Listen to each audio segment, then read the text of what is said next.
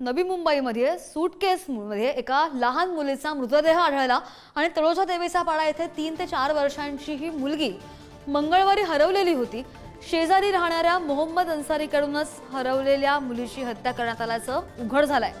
जुगारामध्ये हरलेल्या पैसे आणि मयत मुलीच्या आईशी आधीच्या भांडणाचा असलेला राग मनात ठेवून त्याने ही हत्या केली आहे आणि घरामधून दुर्गंधी येत असल्याने हा सगळा प्रकार उघडकीस आलाय।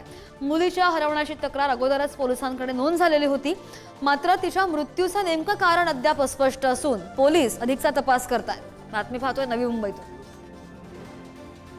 याला झुपी नावाच्या मोबाईल गेमिंग ॲपचा शौक होता, त्यामध्ये तो 42,000 रुपये हरला होता।